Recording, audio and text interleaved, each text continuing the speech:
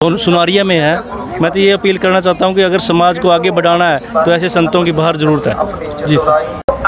नमस्कार दोस्तों, fact time में आपका स्वागत है। मैं हूँ आपके साथ विशाल बजाज। समाज में 3 साल हो चुके हैं, सेंट डॉक्टर गुरमीत राम रहीम सिंह इंसा जी मौजूद नहीं है। इस चीज़ का समाज पर क्या इम्पैक्ट पड़ रहा है, क्या कहता है समाज, आज उनके बारे में डायरेक्ट समाज के रहने वाले लोगों से हम चर्चा करते हैं। नमस्कार सर। नमस्कार। क्या नाम है आपका सर? सर मेरा नाम नाजर सिंह है और मैं गांव देवरा जिला कैथल से बिलोंग करता हूं। कैथल जिला परिषद में एक्स चेयरमैन हूं। Okay sir. और पूज्य हजूर पिताजी की रहमत से ही मैं इस मुकाम पर पहुंचा हूं। मगर आज मैं देख रहा हूं कि परम जो हजूर पिताजी हमारे बीच में नहीं है, समाज में बहुत ही बुराइयां कुरीतियां फैल रही हैं और समाज में जो बुराइयां फैली हुई हैं, तो मैं सरकार से भी अनुरोध करता हूं कि ऐसे सच्चे संत जिसके एक आह्वान से लाखों करोड़ों लोग बुराइयां छोड़ देते हैं और नशे जो समाज को इतना गंदा कर रहे हैं, उनसे छुटकारा पाने के लिए तो सिर्फ एक ही संत डॉक्टर गुरमीत राम रहीम सिंह जी इंसा। सर मैं बात करना चाहूँगा संत डॉक्टर गुरमीत राम रहीम सिंह इंसा जी के बारे में जानना चाहूँगा। जब वो समाज के बीच थे तो किस तरह से उन्होंने समाज का जो लोगों का नशा छुड़वाया, जो समाज में जो कुरीतियाँ फैली हुई हैं, दहेज प्रथा है, कन्या भ्रूण हत्याएँ हैं, रेप केसेस हैं, इन सब पे किस तरह से उन्होंने लगाम लगाई हुई थी?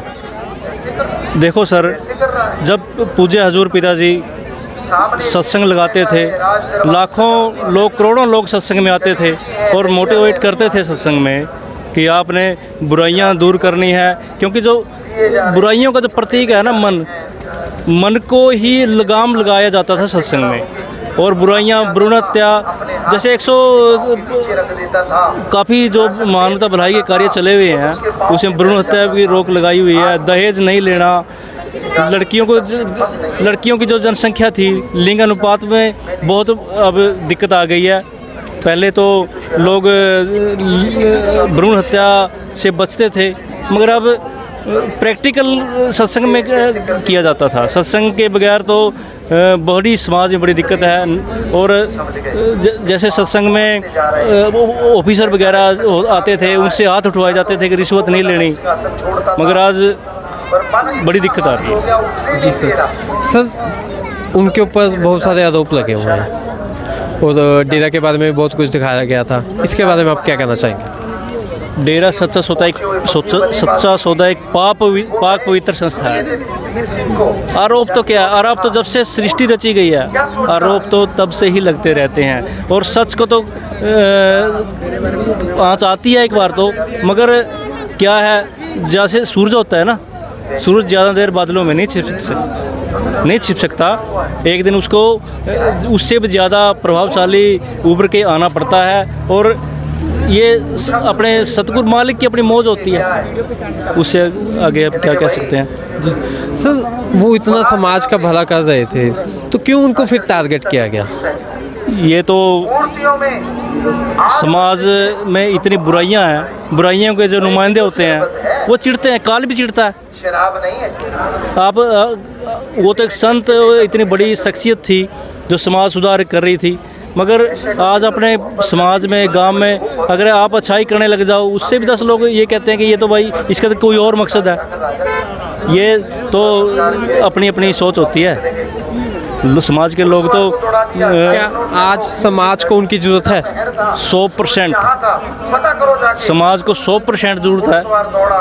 मैं तो डेरा के अंदर किस धर्म के लोग आते हैं, किस धर्म की यहाँ शिक्षा दी जाती है? डेरा सच्चा सौदा सर्वधर्म संगम है।